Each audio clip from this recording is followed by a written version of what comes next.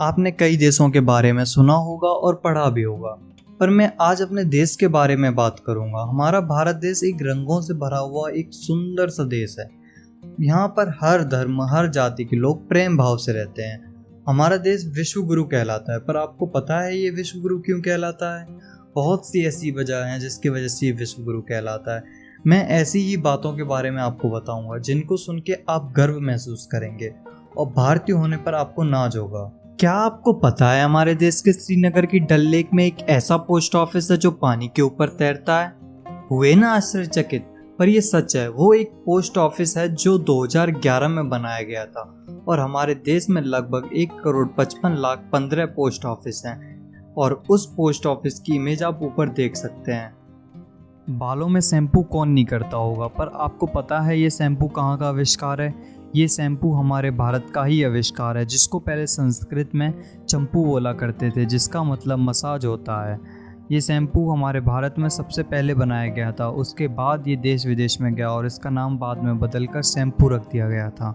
हमारे भारत का पहला शैम्पू चिक शैम्पू था।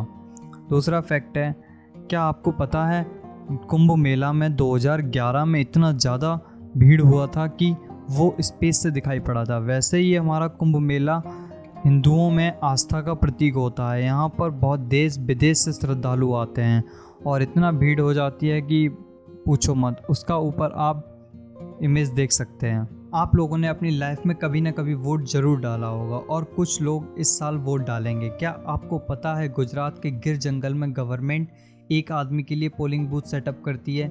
हाँ, ये बात सही है। गवर्नमेंट एक आदमी के लिए पोलिंग बूथ सेटअप करती है जो आदमी गिर जंगल में रहता है, और गिर जंगल में गवर्नमेंट 5 पोलिंग बूथ ऑफिसर भेजती है 70 किलोमीटर अंदर जंगल में। सोच सकते हैं आप क्यों ऐसे ही हमारा भारत देश दुनिया का सबसे बड़ा लोकतांत्रिक देश नहीं है, और उस आदमी का नाम है महंत भारत दास।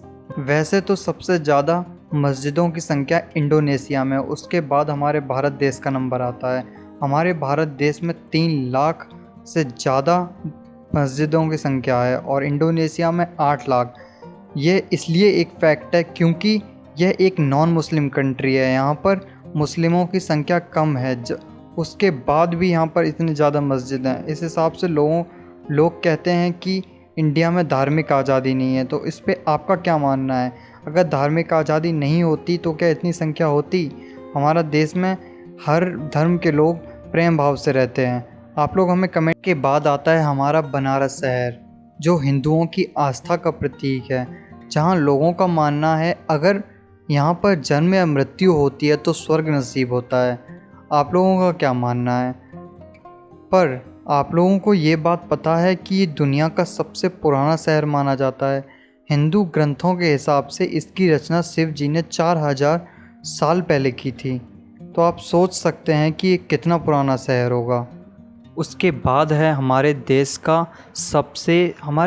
का ही नहीं बल्कि दुनिया का सबसे गीला यानी वेटेस्ट प्लेस, वो हमारे देश में ही है, मैसूरम विलेज, जहाँ पर एनुअल रेनफॉल 11,872 मिलीमीटर्स तक हो जाती है। तो आप सोच सकते हैं वह कितना वेट प्लेस होगा, जहाँ पर 26,000 मिलीमीटर्स तक बारिश रिकॉर्ड की गई थी 1985 में, क्योंकि इसका Guinness book of world record में भी नाम आ चुका है।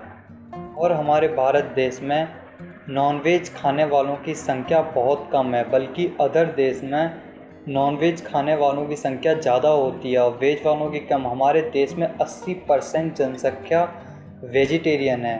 जो पहले हमारा देश सोने की चिड़िया कहलाता था और ये आज भी सोने की चिड़िया है। आपको पता है दुनिया की सबसे ज़्यादा सोना हमारे देश में है। पूरी दुनिया में जितना सोना नहीं उतना हमारे देश की महिलाओं के पास सोना होता है।